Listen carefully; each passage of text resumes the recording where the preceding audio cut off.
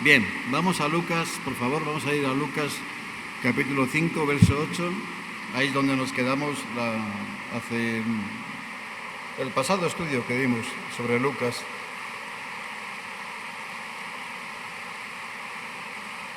Viendo esto, Simón Pedro cayó de rodillas ante Jesús, diciendo: Apártate de mí, Señor, porque soy hombre pecador. Muy bien, lo que Simón Pedro vio fue pues el milagro que el Señor hizo, ¿no? Y cómo se llenaron esas redes y esas barcas también, ¿no? De peces, ¿no? Cuando ellos pues no lo habían intentado y no habían logrado nada, ¿no? Y bueno, pues viendo este milagro, Simón Pedro cayó de rodillas, ¿sí? Y bueno, ese es una de los resultados, ¿no? De que cuando vemos una manifestación de Dios en nuestras vidas, inmediatamente viene un temor a nuestras vidas también, ¿no? Y pues es ahí donde está esa disposición también, ¿no? De caer, ¿no? De caer de rodillas, ¿no? Y no solamente de caer de rodillas, sino que, como vemos aquí también, ¿no? Simón Pedro dice, reconociendo a Jesús como Dios, como el Señor, dice: apártate de mí, Señor, porque soy hombre pecador. Simón se encontraba con un corazón rendido al Señor por causa de lo que vio, y el temor se apoderó de él. Y lo primero que sale de su boca es una doble confesión, ¿no? Primeramente reconoce a Jesús como el Señor. Y esta confesión de Señor es muy importante porque esta misma palabra, Señor, en su origen griego, se utiliza en el Antiguo Testamento para referirse a Dios, ¿sí? Como Yahvé o Jehová, ¿sí? Entonces, es la misma palabra, ¿sí? Señor, en el Antiguo Testamento, es la misma palabra que se utiliza para cuando los israelitas se dirigían al Señor como Yahvé o Jehová, que fue también después un poquito cambiado, ¿no? O también está la palabra Adonai, ¿no? Adonai es lo mismo que Jehová, pero de una forma más, de alguna manera los religiosos judíos, por el temor a mencionar el nombre de Dios en vano, ¿sí? Entonces, no sé, eran muy temerosos, ¿no? Entonces, fueron cambiando y en vez de decir Yahvé o Jehová, pues tomaron esta palabra, ¿no? De Adonai, ¿no? Y Adonai quiere decir mi Señor, ¿sí? Mi Señor. ¿De acuerdo? Bueno. Esta es la primera confesión que también hace nosotros cuando estamos por primera vez delante de su presencia, ¿no? A reconocer a Jesús como nuestro Señor y Salvador, ¿no? Simón Pedro se siente indigno de estar en la presencia del Señor por su condición del hombre, con una naturaleza pecaminosa. Es por eso que le pide al Señor que se aparte de él. Apártate de mí, sí, Señor. Pero no es por ninguna causa del Señor, sino es por la misma causa de él, ¿no? Porque él ve, sí, su condición, ¿no? Su condición pecaminosa, ¿no? De su propia naturaleza, ¿no? Y ese es el motivo por el cual él le pide que se aparte de él, ¿no? Por miedo, ¿no? Por miedo a morir.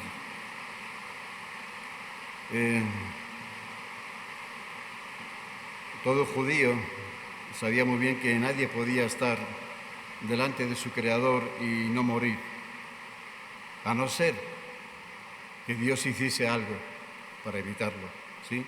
Pero todos sabían que Dios es un Dios santo, santo, santo, santo. Y bueno, pues ellos eso se lo tenían en su corazón, vaya, y no se atrevían a estar delante del Señor así de cualquier manera, ¿no? Entonces, por eso es el motivo por el cual Pedro está pidiéndole que se aparte, ¿no? Todos sabían, los grandes hombres, vimos la otra vez también, como los grandes hombres del Señor también, cuando estuvieron en la presencia de Dios, cuando Dios los llamó, como Abraham, Moisés, Isaías, pues tenían esta parte también, ¿no? O sea, como Abraham dice que se postró, que Moisés se cubrió su rostro, llenos de poder, de temor, ¿no?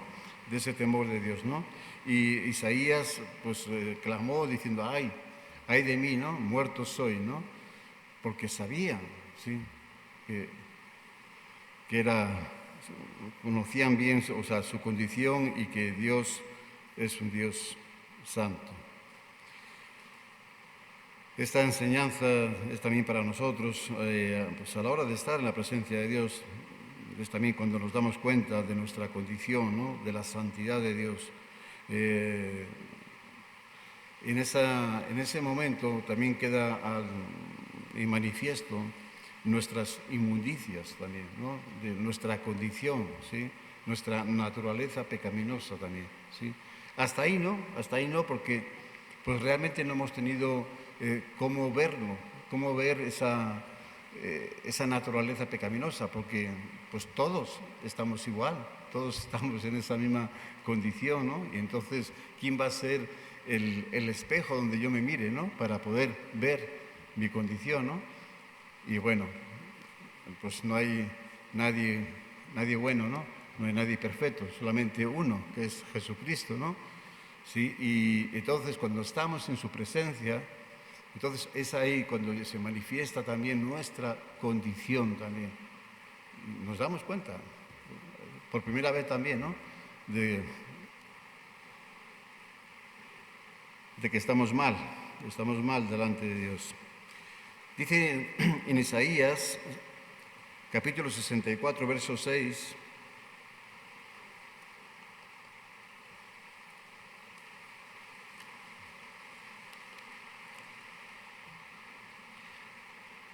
si bien todos nosotros somos como suciedad y todas nuestras justicias como trapo de inmundicia, y caímos todos nosotros como la hoja, y nuestras maldades nos llevaron como viento. Bueno, aquí vemos, ¿no? Así es la descripción que nos da, ¿no? La justicia del hombre, cuando ponemos nuestras justicias, ¿sí? Todo lo mejor nuestro, ¿no? Todo lo bueno nuestro, ¿sí? Como seres humanos, cuando lo ponemos delante de la justicia de Dios, ¿sí? Al final de cuentas, son trapos de inmundicia, ¿sí? Trapos sucios, ¿sí? Y esa es la realidad del hombre, ¿no? Pero tenemos que ponernos delante, ¿sí? De la presencia, ¿sí? De la justicia de Dios. Y es ahí donde se manifiesta también nuestra propia condición. Simón, soy hombre pecador, ¿no? Soy hombre pecador. Y ese es el tema de esta tarde. Vamos a hablar de qué? Pues del pecado. Por eso digo que es un tema que no es muy usual, ¿no? No es muy común hablar del pecado porque no es muy popular tampoco, ¿no? Es más, pues hablar de otros temas, ¿no? De la salvación, de la gracia, en fin, ¿no? Pero del pecado, pues se comparte, sí, claro que se comparte, se estudia sobre el pecado, pero no es un tema que sea muy común. Soy hombre pecador. Simón Pedro vio su condición delante de Jesús y el temor se apoderó de él, reconociendo que él era un hombre pecador. Esa fue su segunda confesión, también muy importante para que se cumpliese el propósito que el Señor tenía para él, ¿no? ¿Cuál es su segunda confesión? La primera es, Señor, ¿no? Reconocer al Señor como el Señor y su Señor y Salvador, ¿no? Y apártate de mí, o sea, reconocer su condición, reconocer su pecado, ¿sí? Que soy hombre pecador, reconocer el pecado, ¿sí? El pecado. Primeramente vamos a ver la definición que los teólogos dan al pecado, ¿sí? En esto están de acuerdo, ¿no? Y bueno, la definición en general que dan al pecado, esta palabra de pecado, es errar en el blanco, ¿sí? Errar en el blanco. ¿Lo tenemos? ¿Sí? Bueno, la idea no es solamente una acción pasiva, ¿no? De fallar el golpe, ¿no? Alguien que erró, ¿no? Bueno, pues pongamos un ejemplo, ¿no? Estamos tirando un tiro al arco, ¿no? Y tiramos nuestra flecha, nuestra saeta, ¿no? Al blanco y fallamos, erramos, ¿no? Entonces, no le hemos dado al blanco, ¿no? Hemos errado a ese blanco. Pero la idea no es solamente que esa acción, esa acción de fallar al golpe, sino también hay si no le hemos dado, es que, ¿qué ha pasado? Que hemos dado en otro lugar, ¿no? Ahí está el problema, ¿sí? O sea, son dos cosas, ¿no? Entonces, está también la otra parte, ¿no? De dar donde no se debe, ¿sí? Entonces, cuando no hacemos lo correcto, ¿qué estamos haciendo? Lo incorrecto, por ejemplo. Lo correcto, ¿qué sería? Dar en el blanco, ¿sí? Dar en el blanco, pero no le di, no hice lo correcto. Ok, entonces estamos haciendo lo incorrecto, ¿sí? Cuando hacemos lo bueno, ¿sí? Estamos dando al blanco, ¿sí? Pero cuando no le damos, cuando no lo hacemos, entonces estamos errando en el blanco. Y si no hacemos lo bueno, ¿qué es? Estamos haciendo lo malo, ¿no? Estamos haciendo lo malo, ¿de acuerdo? ¿Sí? Algunas palabras utilizadas para el pecado, por ejemplo, ¿no? Algunas, porque son muchas, maldad, rebelión, iniquidad, perdición, impiedad, transgresión, desobediencia, ofensa, entre otras, ¿sí? Todas ellas y algunas más, ¿sí? Están dentro de ese errar en el blanco, ¿no?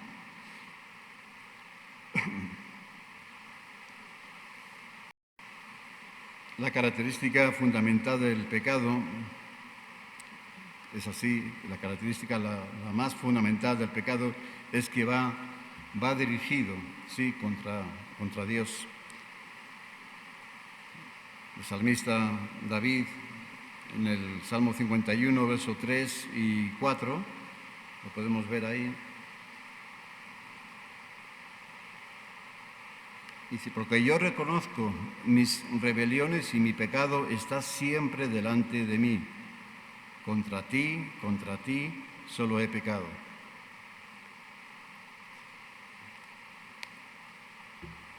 El salmista estaba bien entendido, ¿sí? Bien entendido. En su error, él sabía que él erró al no dar en el blanco, ¿no? Al no hacer lo correcto, al no hacer lo que debía de hacerlo, ¿no? Que era lo correcto, lo bueno, ¿sí? Y bueno, pues en ese error, ¿sí? Él comienza, después de darse cuenta, de reconocer también, sí, yo reconozco mis rebeliones, ¿no? Y mi pecado está siempre delante de mí. ¿Y contra quién, no? ¿Contra quién fue esta ofensa, no? ¿Contra quién fue? Dice, contra ti, ¿no? Contra ti solo he pecado, ¿sí? Y a veces pensamos que igual pecamos con, no sé, o molestamos a los demás nada más, o a nosotros mismos, ¿no? Pero ciertamente estamos errando, ¿no? Y nuestro error es no hacer lo correcto, no hacer lo bueno, ¿sí? fallar en el blanco, ¿sí? Y cada vez que fallamos en el blanco estamos haciendo pues todas esas cosas, pero eso es una ofensa contra Dios mismo. Dar en el blanco. Dar en el blanco es estar en la debida relación con nuestro Creador. Eso es dar en el blanco, ¿sí? Para esto fuimos creados, según su propósito. En Génesis 1, verso 6, entonces dijo Dios, hagamos al hombre a nuestra imagen, conforme a nuestra semejanza, ¿sí? Entonces, ¿cómo iba a ser el hombre? ¿Cómo, hagamos, ¿no? Dice, ¿y cómo Dios iba a hacer al hombre, ¿no? Dice, a nuestra imagen, ¿no? A nuestra imagen y conforme también a nuestra semejanza. Entonces, ¿para qué? ¿Por qué iba a hacerlo a su imagen, a su semejanza? Pues para tener esa comunión, ¿sí? Para que el hombre tuviese esa comunión con su Creador. Era la única criatura que iba a tener ese gran honor, esa dignidad, ¿sí?, de Dios que ponía en el hombre, y ese gran privilegio también, ¿sí?, de tener una comunión con su Creador, ¿sí? Pero para que tuviese esa comunión con su Creador, tenía que ser, dice, hagamos al hombre a nuestra imagen y semejanza. Es una semejanza, ¿sí? Y para eso sopló sobre el hombre y puso un alma. Y desde entonces el hombre es un ser viviente, ¿sí? Un alma viviente que tiene comunión con su Creador. Ahí mismo donde estamos, en el verso 31, y vio Dios todo lo que había hecho, y aquí que era bueno, ¿sí?, en gran manera. Y fue la tarde y la mañana del día sexto, ¿no? Bueno, pues después de haber hecho al hombre a su imagen y semejanza, dice que vio Dios, ¿sí?, todo lo que había creado, todo lo que había hecho, y fue bueno. ¿Qué tan bueno fue? En gran manera, en gran manera. ¿Por qué? Porque el hombre fue lo último que el Señor se reservó fue su obra, el sello, ¿no?, de la creación, digamos, ¿sí? Fue el sello de la creación, ¿sí? Y fue bueno en gran manera, ¿sí?, en gran manera. Y esa era la posición del hombre en el principio, ¿no?, de la creación. Un hombre que Dios lo vio y dijo, era bueno en gran manera, ¿sí? Todo era bueno en gran manera. Había una relación, una comunión íntima con su Creador perfecta, ¿sí? Y bueno, pues ese era el propósito, no era otro, que era tener esta comunión, ¿no? Según la Biblia, bueno, después sabemos todos lo que pasó, ¿no? Ahora vamos a ver un poquito. Según la Biblia, la palabra de Dios, ¿sí?, el pecado es el estado pecaminoso, ¿no?, con el cual nacen los hombres. Puede ser heredado o imputado también, ¿no? Dos cosas. Algunos lo llaman heredado, y esto quiere decir que todas las personas heredan esta condición de sus padres y los padres de sus padres, y así hasta llegar hasta Adán, ¿sí? Y así va, ¿no? Digamos que de nosotros va, y así lo vamos heredando, ¿no?, hasta Adán y Eva. Otros prefieren el término de pecado original, porque el pecado original Adán produjo esta corrupción, ¿no? Su desobediencia, ¿sí?, trajo consigo esta corrupción de la naturaleza, ¿no? Y a su vez fue transmitida por herencia a cada generación, hasta nosotros, ¿sí? Entonces, bien sea el pecado heredado o el pecado original, viene a ser lo mismo, ¿sí? El salmista, nuevamente, en el Salmo 51, verso 5, hace referencia a esta condición, ¿no? Y lo hace referencia a esta condición en su propia persona, ¿no? Dice, he aquí En maldad he sido formado y en pecado me concibió mi madre. Estamos en el mismo capítulo que vimos antes también, ¿no? De ahí del Salmo 51, donde el salmista David está expresando, o sea, todo lo que hay en su corazón. Está reconociendo que él erró, ¿sí? Cometió un error tremendo, ¿sí? Pero él reconoce, ¿sí? Que contra quién había pecado, ¿no? Contra quién había pecado. Y busca, y implora, y ruega, ¿no? Que Dios tenga misericordia de él, ¿sí? Y bueno, y él sigue aquí reconociendo cuál es su condición. Y no para justificarse, sino porque entiende de cómo es su naturaleza. Y era David, el rey David, un hombre, el más importante de todo Israel, ¿de acuerdo? Del pueblo escogido, ¿sí? Y bueno, pues, pero él aquí está reconociendo su bajeza, ¿sí? O sea, cómo está su corazón, ¿sí? Y bueno, pues no tiene ningún problema en reconocer. Dice, he aquí en maldad he sido formado y en pecado me concibió mi madre. Entonces dice, yo reconozco que en mi naturaleza está esta maldad, esta corrupción, ¿sí? En mi naturaleza, y que esto viene de ese pecado heredado, ¿sí? De ese pecado que es del original, ¿sí? De nuestros padres, de la desobediencia.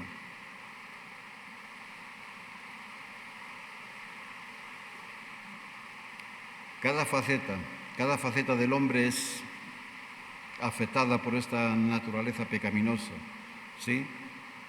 Vamos a ver algunos ejemplos. Segunda de Corintios 4, verso 3 y 4, por favor.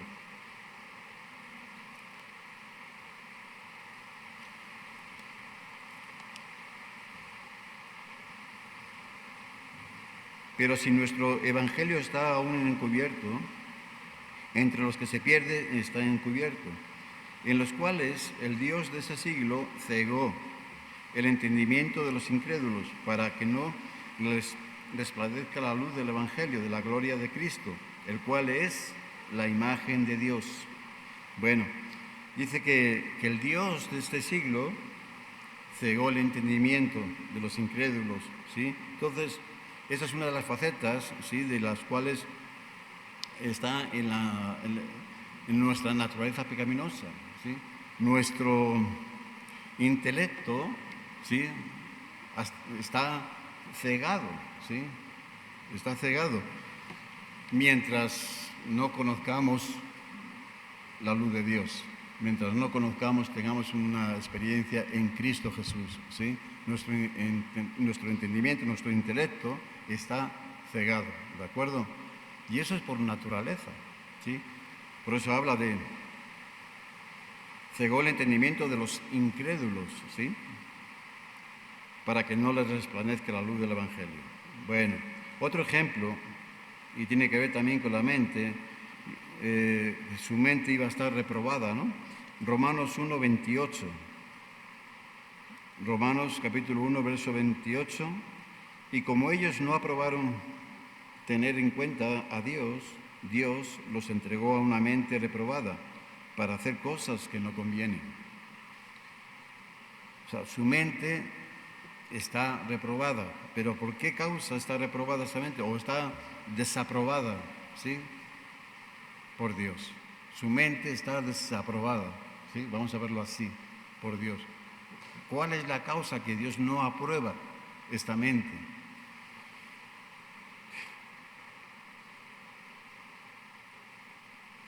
Porque ellos no aprobaron, ¿qué? Tener en cuenta a Dios, ¿sí? Porque, pues no tenían ningún interés, ¿sí?, en conocer a su Creador, en buscar de Dios, en tener este momento, ¿sí?, en la presencia de Dios. Y reconocer que Dios es el Dios único, el Dios santo, ¿no? Y reconocer también su condición, ¿no? Entonces, ellos nunca la tuvieron en cuenta. Bueno, pues ¿cuántos conocemos, no, que no tienen en cuenta a Dios, ¿no? Mucha gente, ¿verdad? Que no quieren tener en cuenta a Dios. Dicen, no, lo de Dios no, a mí ni me hables de Dios. Bueno, eso será para otras personas o para otro, pero no tienen en cuenta a Dios, ¿sí? Ok, está bien. Entonces, dice, el resultado es este, ¿no? Dice, Dios los entregó a una mente desaprobada también, ¿no? Porque ellos no aprobaron tener en cuenta a Dios, pues Dios los entregó a una mente reprobada o desaprobada, ¿no? Pues bueno, si tú no apruebas tener en cuenta a Dios, a tu Creador, pues tu Creador pues también te desaprueba a ti, ¿sí? ¿Es justo o no es justo? Sí, ¿verdad? Porque Dios es justo. Para hacer cosas que no convienen, y así es, y así es. Errar en el blanco, ¿sí? Esas son las cosas que no convienen. Es darle donde no debemos de dar, ¿sí? Cuando le damos a donde no tenemos que dar, estamos haciendo las cosas que no convienen, ¿sí? Efesios 4, 17 al 18. Esto pues digo y requiero en el Señor, que ya no andéis como los otros gentiles, ¿sí? Que andan en la vanidad de su mente, ¿sí? Teniendo el entendimiento entenebrecido, ajenos de la vida de Dios, por la ignorancia que en ellos hay, por la dureza de su corazón. Bueno, aquí nos da más claridad sobre esto, ¿no? Y nos habla no solamente de que esa mente es desaprobada por el Señor mismo también, sino que esta actitud que tiene de no tener en cuenta a Dios, ¿sí? Dice que andan en la vanidad de su mente, o sea, una mente pues vana, ¿no? Y vanidad, todos sabemos que la palabra vanidad viene a decirnos que es algo hueco, ¿sí? Vacío, sin propósito. Dice, así es, ¿no? Eso es lo que eligieron, ¿no? Vivir así, ¿no? En la vanidad de su mente. Pero hay más consecuencias. Dice, teniendo el entendimiento entenebrecido, ¿sí? Ajenos de la vida de Dios. Esa sí es una consecuencia muy grave, ¿no? Porque esto nos lleva que estas personas, ¿sí? Por la vanidad de su mente, por andar así, por elegir vivir así, de esa manera, pues están ajenos completamente, ¿sí? De la vida de Dios, ¿sí? Del propósito de Dios. Ellos lo eligieron por la ignorancia que en ellos hay y por la dureza de su corazón. ¿De acuerdo? Entonces, hay que tener cuidado, ¿no? Hay que tener ese temor. Dice, no solamente dice, es que, pues no le di en el blanco, pues no pasa nada. Sí pasa, porque ya has dado en otro lado. Este es el otro lado, ¿sí? Esta es la otra parte donde has dado. Y esto es lo que tú estás viviendo. Entonces, sí pasan cosas, claro que pasan cosas, ¿sí? Porque el hombre fue creado, ¿sí? Para estar viviendo en ese propósito de Dios. Ese es el dar en el blanco, ¿sí? En esa comunión con su Creador. Un propósito de vida eterno, ¿sí? Bueno, ¿qué más? Todo esto tiene que ver con lo que hemos visto, ¿no? Hay más cosas, pero hay muchos más ejemplos. Pero todos estos tienen que ver con los pensamientos, nuestro razonamiento, nuestra mente, ¿sí? Y todo eso, porque es ahí donde está un conflicto también muy fuerte, ¿no? Pero también está el corazón, ¿no? Como vimos, ¿no? También por la dureza de su corazón. Vamos a ver otro ejemplo ahí, en Romanos 6, verso 20-21.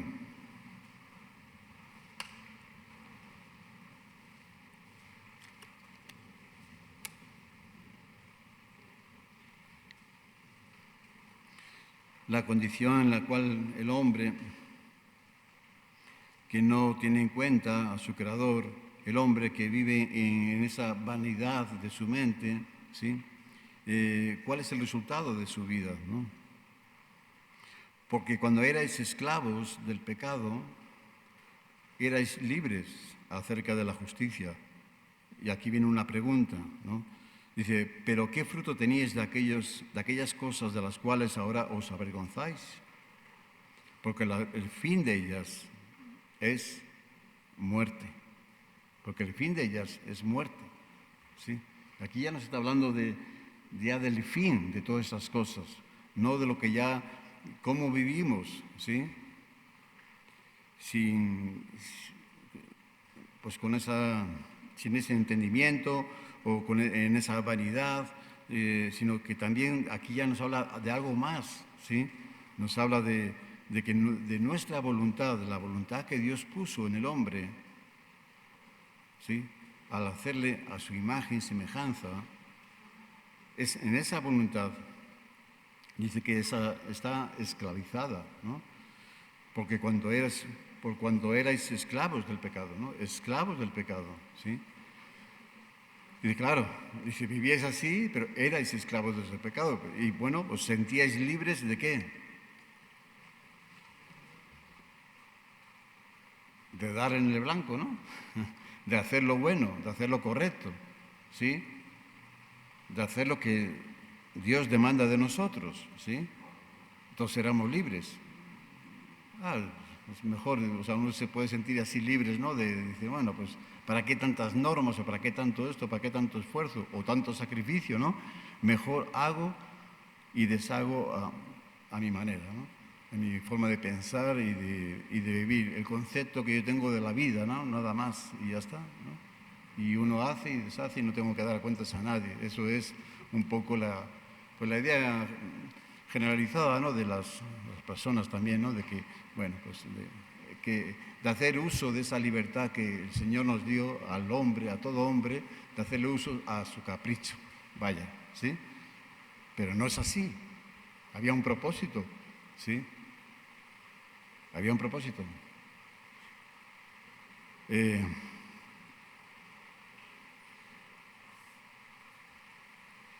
Bueno, esclavos del pecado.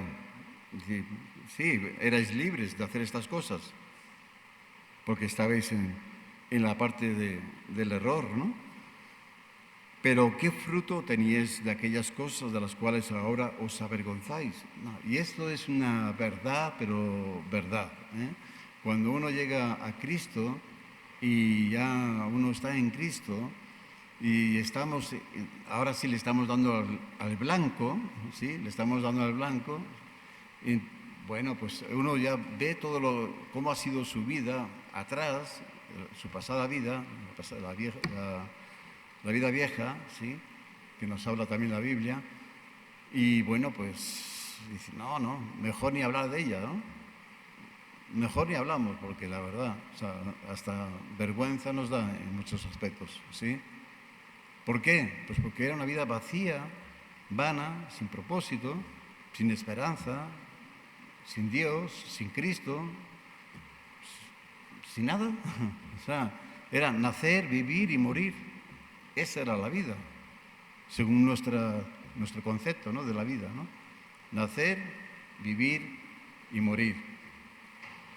Pero lo que Dios quiere es que cambia bastante, porque no es que vas a nacer, sí, porque es la voluntad de Dios, vas a vivir, porque esta es la voluntad de Dios, y vas a seguir viviendo, porque esta es la perfecta voluntad de Dios. Y para esto envió a su Hijo Jesucristo, ¿sí?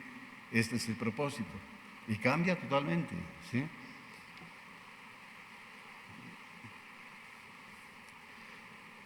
Bueno, porque el fin de ellas es muerte. Está hablando del fin, de la penalidad por el pecado, ¿no? ¿Cuál es la paga del pecado? Pues la paga del pecado es una muerte espiritual, ¿sí? La muerte siempre indica alguna clase de separación, así que la muerte espiritual es la separación de la vida de Dios. En esta vida, ¿no? Presente, ¿no? Entonces hay una separación. Pecado siempre nos va a separar, ¿sí? Es una ofensa contra Dios y cuando está esa ofensa contra Dios, entonces nos va a separar. Decía el salmista David, ahí mismo en el Salmo 51, al final de su salmo, de su ruego, no me quites, ¿sí? No me quites tu Santo Espíritu, ¿sí? No me quites tu Santo Espíritu. Que no haya una separación entre tú y yo. Eso es lo que te pido, nada más, ¿sí? Que no haya una separación.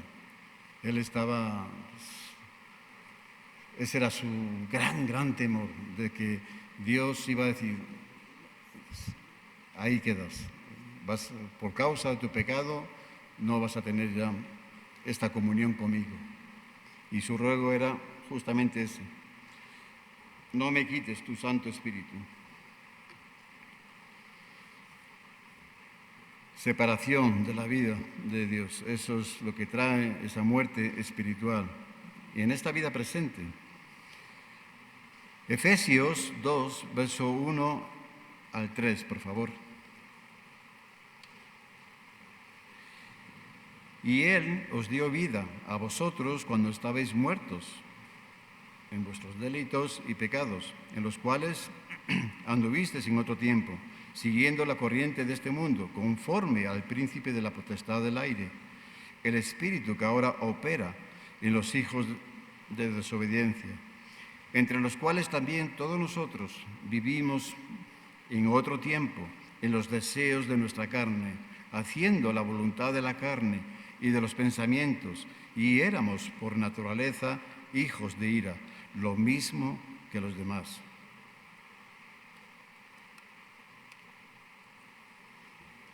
Este es un pasaje muy interesante, ¿no?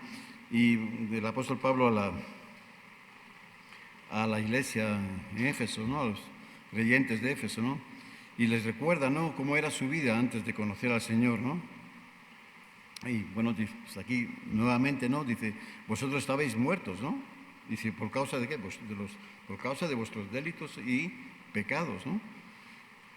En las cuales anduvisteis en otro tiempo. Y habla, ¿no? Dice, según la corriente, ¿no?, de este mundo y conforme al principio de la potestad, ¿sí?, de la que opera en los hijos de desobediencia. Bueno, entonces están recordándoles cómo eran antes, ¿sí? Dice, porque habla de otro tiempo, un tiempo pasado, ¿no? Dice, así eran vosotros, ¿sí? Pero lo interesante de esto, de aquí, de esta porción también, es que en el verso 3, ellos mismos, el apóstol Pablo en primera persona, y juntos con sus acompañantes, dice, entre los cuales también todos nosotros, ahí estamos, ¿no? Entre los cuales también todos nosotros vivimos en otro tiempo. Dice, no es que ustedes estaban mal y hacían estas cosas, dice, por no conocer a Cristo, ¿no?, por no tener esta comunión con el Señor, ¿no? Dice, también nosotros, ¿sí?, estábamos así. Vivíamos en otro tiempo. Fíjense lo que dice, en los deseos de nuestra carne, haciendo la voluntad de la carne y de los pensamientos, y éramos por naturaleza, nuevamente, hijos de ira, lo mismo que los demás. ¿Lo mismo que quién?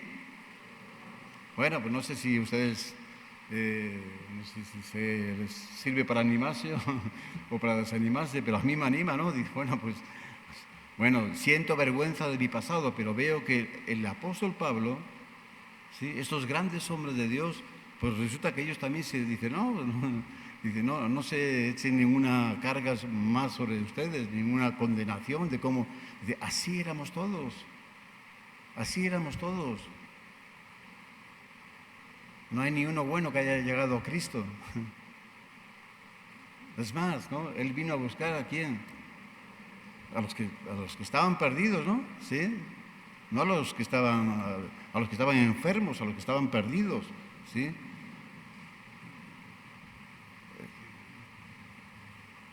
Bueno, entonces no echarse más carga encima, ¿eh? No echarse más carga. Todos nosotros, igual dice, y nosotros mismos también, hijos de ira, lo mismo que los demás, dicen, ni más ni menos, esta es nuestra naturaleza pecaminosa. Sí, esta es. Estaban en la misma condición que aquellas personas que no conocen a Cristo. Y si esas personas que no conocen a Cristo deciden continuar sin cambiar a través de la vida, de su vida natural, entonces lo que sigue es una muerte eterna, ¿sí? Es una muerte eterna. O la segunda muerte que habla en Apocalipsis capítulo 20, ¿no? 11 y 15, no hace falta que lo veamos, ¿no? Pero la segunda muerte, ¿no? Y ahí habla de eso, de la segunda muerte, ¿sí? Para aquellos que en esta vida no hubo un cambio, ¿sí? No hubo un cambio, o sea, decidieron seguir en su vanidad, decidieron seguir en la dureza de su corazón, decidieron seguir en su entendimiento entenebrecido, ¿sí? Decidieron hacer la suya nada más, ¿sí? Aunque todos tenemos esta oportunidad, ¿sí? De conocer al Señor y que el Señor traiga a nosotros ese cambio, ¿sí? En nuestras vidas. Pero si deciden hacerlo así, dice, pues entonces viene la muerte, la segunda muerte, ¿sí? Y está hablando de una muerte, ¿sí? Que es para aquellos que no están en el libro de la vida, Entonces, los que ya murieron dicen que todos vamos a estar ante el tribunal de Cristo, ¿sí? Todos, porque todos tenemos que morir, ¿sí? Claro que morimos, ¿sí? A este cuerpo, a esta vida. Pero ahí está. Si tu nombre está escrito en el libro de la vida, entonces tú vas a tener vida eterna. Ya la tienes aquí asegurada, pero tú vas a estar ahí con el Señor, una vida eterna, ¿sí? No vas a ver la segunda muerte. Pero aquellos que no hubo un cambio, pues entonces van a tener esta muerte, su segunda muerte. ¿De acuerdo? Es un poquito más complicado eso, pero ahí está. Apocalipsis 20, 11, 15. Cuando tengan tiempo lo leen. Ahora, ¿qué podemos hacer todos con el pecado? ¿Cuál sería el remedio, ¿no? Para el pecado? Que no queremos quedarnos ahí, ¿no? Con ese pecado que hemos heredado. En Romanos 8, verso 1 al 6, por favor.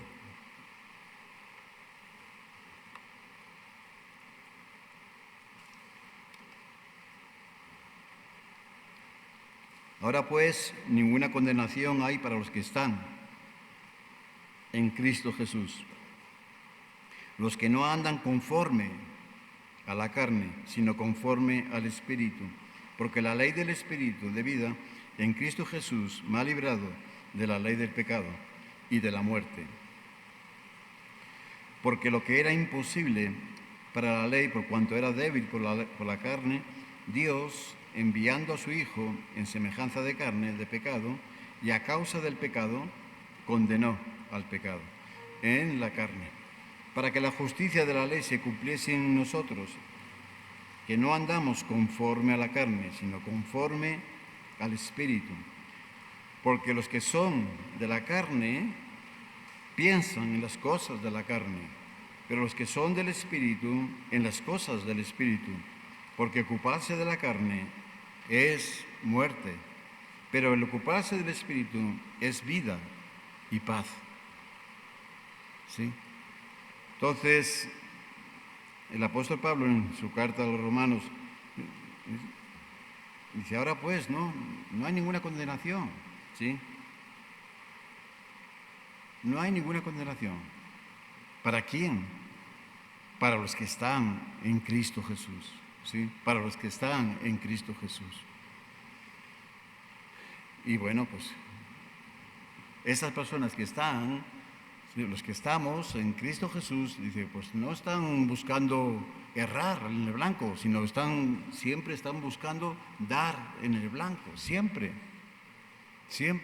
con sus vidas, con sus actitudes, con sus pensamientos, con sus deseos, pero hacemos nuestro mejor esfuerzo dentro de nuestra naturaleza para dar en el blanco, ¿sí? Porque el Espíritu de Cristo está en nosotros también, ¿sí?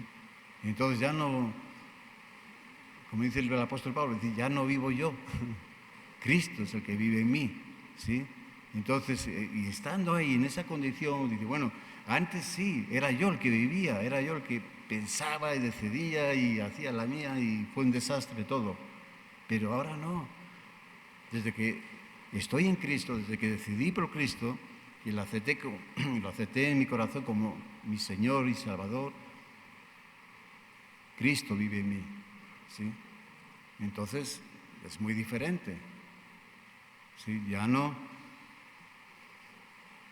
Entonces no hay condenación, porque ya vivimos conforme al Espíritu del Señor que está en nosotros. Y es el que nos ha librado de la ley del pecado y de la muerte. ¿Sí? Dos cosas. Bueno, y nos habla de que Dios enviando a su Hijo en semejanza, ¿sí? En semejanza de carne, de pecado, porque no igual a nosotros, sino en semejanza de carne a nosotros, ¿sí? Pero Cristo no pecó, Cristo es el hombre perfecto, ¿sí?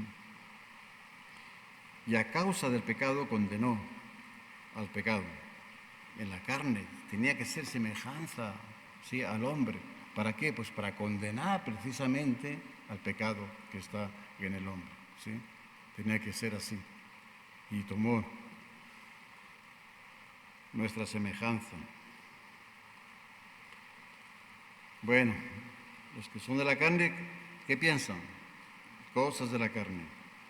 Los que son del Espíritu, cosas del Espíritu.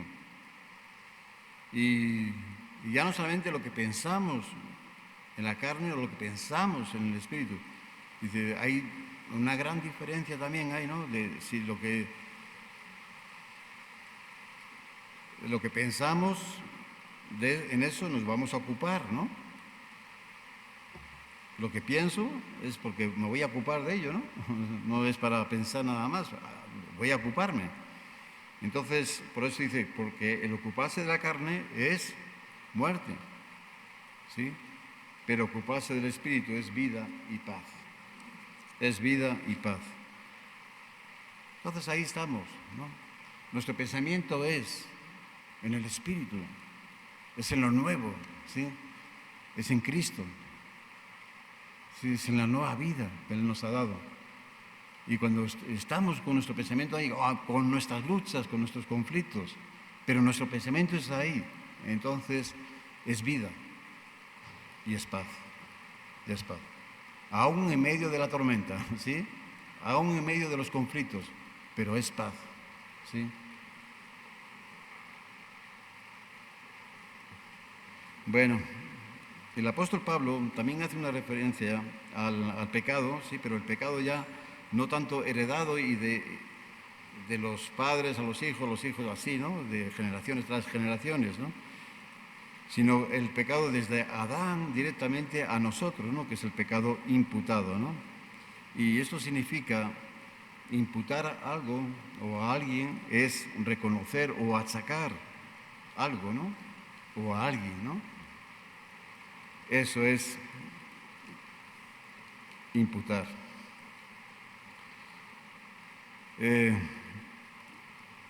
Esto surge ahí en Romanos 5, verso 12, ¿no? Vamos a ver ahí, pero de ahí viene esta enseñanza del apóstol Pablo sobre el pecado que viene Adán, nuestro representante, es el representante del hombre, de la raza humana, ¿sí? Adán. Entonces es el único, es el máximo representante de todos, Adán, ¿sí? Y lo que hizo Adán trajo consecuencias directas a toda la raza, o sea, a nosotros directamente.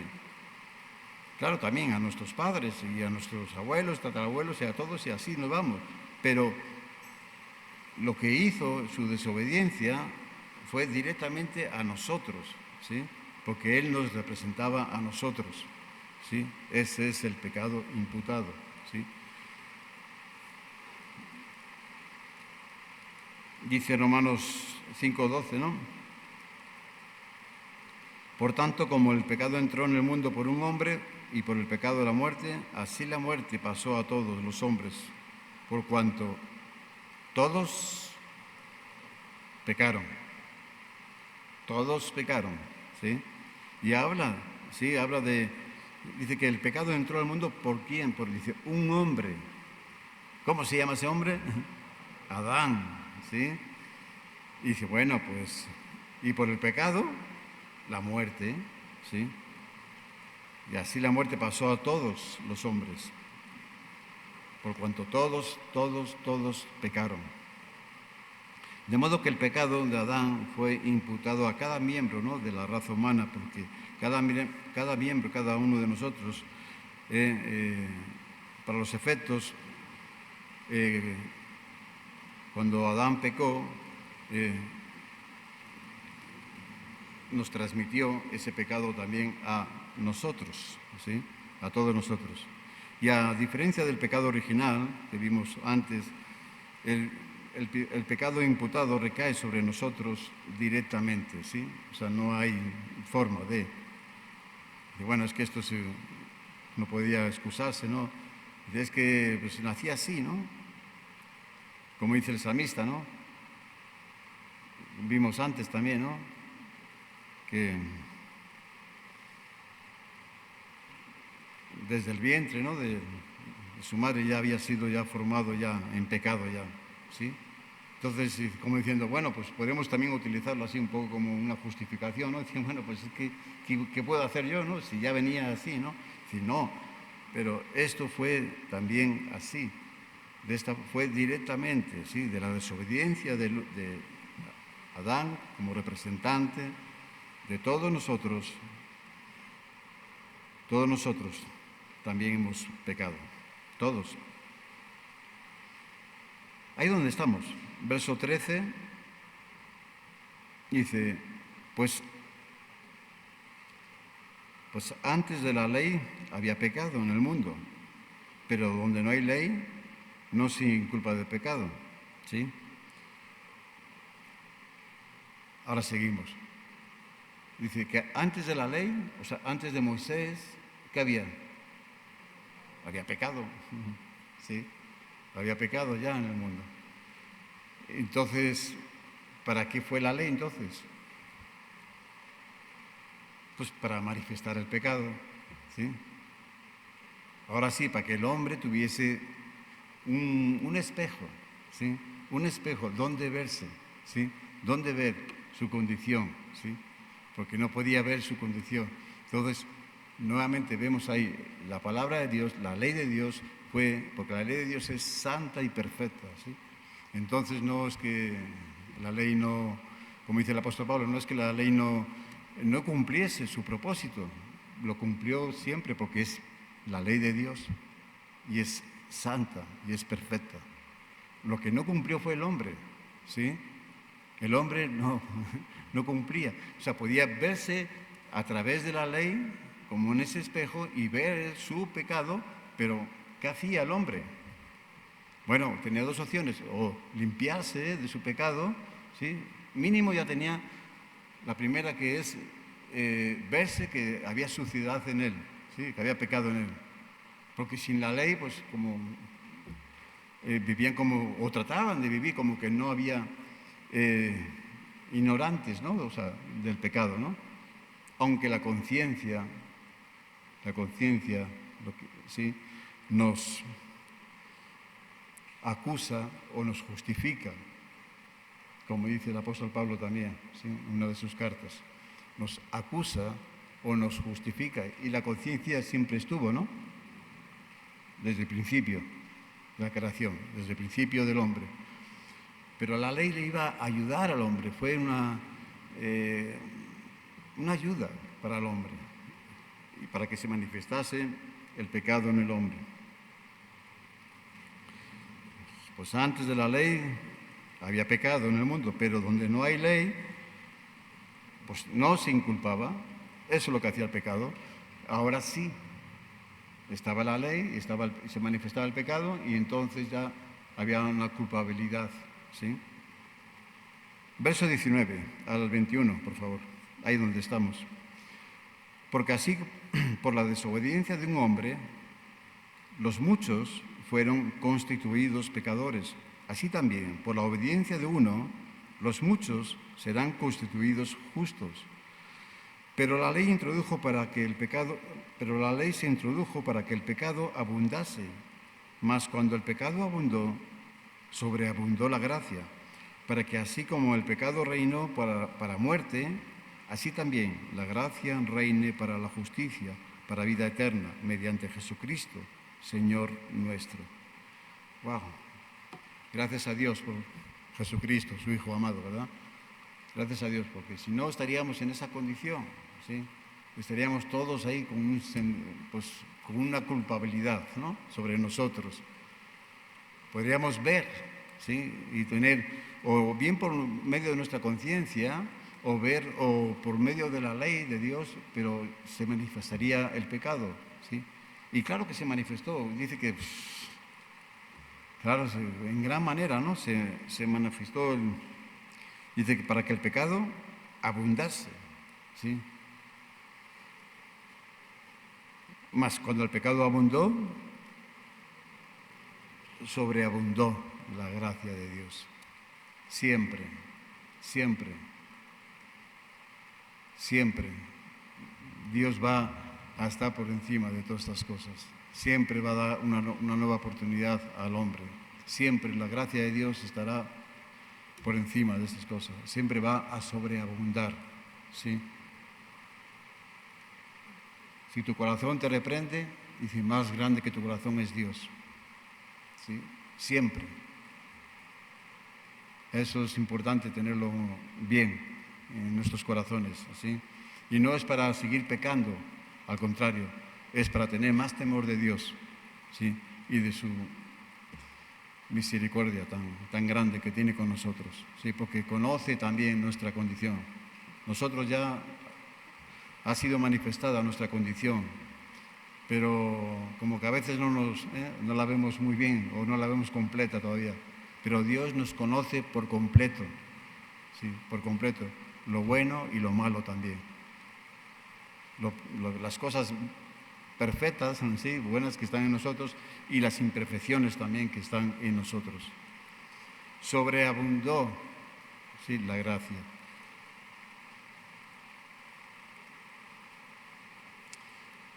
Y cuando el pecado reinó para muerte,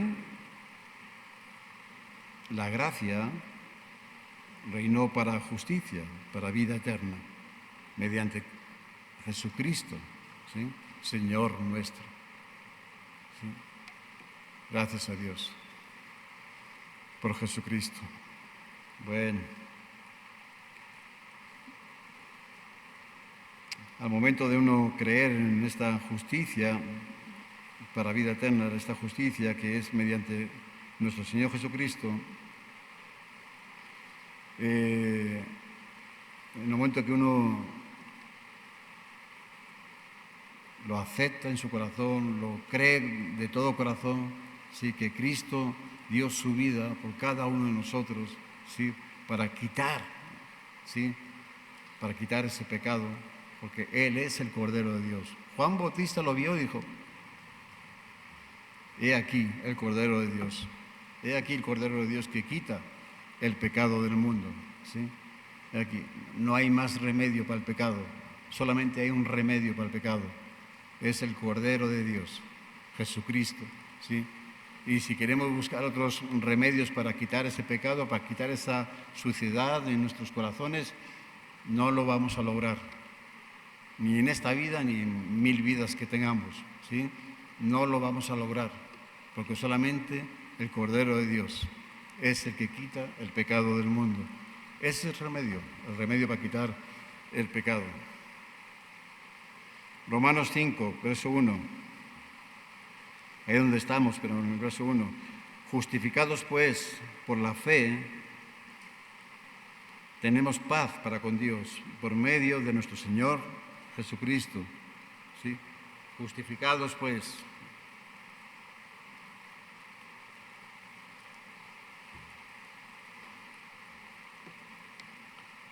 Por la fe, por aceptar, por creer en nuestro corazón, ¿no? Que Cristo dio su vida por nosotros. Nosotros éramos los que teníamos que estar ahí, en ese madero, ¿sí? Por causa de nuestro pecado, ¿sí? De nuestra condición pecaminosa, nuestra naturaleza. Pero Cristo, ¿sí? Se hizo hombre, semejanza a nuestra naturaleza, y Él dio su vida ahí para que nosotros fuésemos justificados. Y tenemos paz con Dios. Estamos terminando ya. 2 Corintios 5, verso 17 al 19, por favor. Esta es una porción que todos, cuando llegamos a ella, pues nos detenemos un tiempo en ella porque nos anima, nos identificamos y nos da aliento. De modo que si alguno está en Cristo, nueva criatura es. Las cosas viejas pasaron, y aquí todas son hechas nuevas. Y todo esto proviene de Dios, quien nos reconcilió consigo mismo por Cristo y nos dio el ministerio de la reconciliación. Que Dios estaba en Cristo reconciliando consigo al mundo, no tomándoles en cuenta a los hombres sus pecados. Y nos encargó a nosotros la palabra de la reconciliación. De modo que si alguno está en Cristo, ¿qué? ¿Lo creemos? ¿En verdad lo creemos en nuestro corazón? ¿Sí? ¿Amén? Porque es así, ¿eh? Si alguno está en Cristo, nueva criatura es. Las cosas viejas pasaron. Las cosas viejas ya pasaron, ¿sí? Son aguas que ya pasaron. Cuando pasa el río, pasa esas aguas y ya pasaron, no van a regresar nuevamente, ¿verdad? Ya pasaron. Cosas viejas pasaron. Todas son hechas nuevas. Todas son hechas nuevas. Nuevas criaturas. Ese es el comienzo de la... Ahí vemos ya el resultado de la obra de amor, de obediencia, de redención que Cristo hizo en la cruz por cada uno de nosotros, porque nos ama, ¿sí? Porque nos ama y nos conoce bien, muy bien, ¿sí? Conoce nuestra condición, ¿sí? Y Él dio su vida por cada uno de nosotros, y bueno, pues el resultado es este. Cuando aceptamos ese sacrificio de Cristo, dice, una nueva vida, ¿sí? Un nuevo presente, un nuevo futuro para ti. Las cosas viejas ya pasaron, ni las traigas a la memoria, ¿sí? Porque ya pasaron. Esto es lo que Cristo ha hecho por ti en la cruz, ¿sí? Lo aceptamos o seguimos en esa vida de vanidad, ¿sí? De vivir en esa voluntad de la carne, ¿sí? De vivir en esa voluntad, en nuestra voluntad, nada más, y seguimos. Ya sabemos que hemos nacido porque aquí estamos, sabemos que vivimos porque no sabemos lo que va a pasar en 5 minutos, pero aquí estamos vivos. Y también sabemos de que vamos a morir, eso sí. Pero hay una vida eterna, ¿sí? Hay una vida eterna que es la que el Señor nos da. El costo altísimo, su vida, ¿sí? Su vida, para que nosotros podamos vivir, ¿sí? Bueno, todo esto, ¿sí?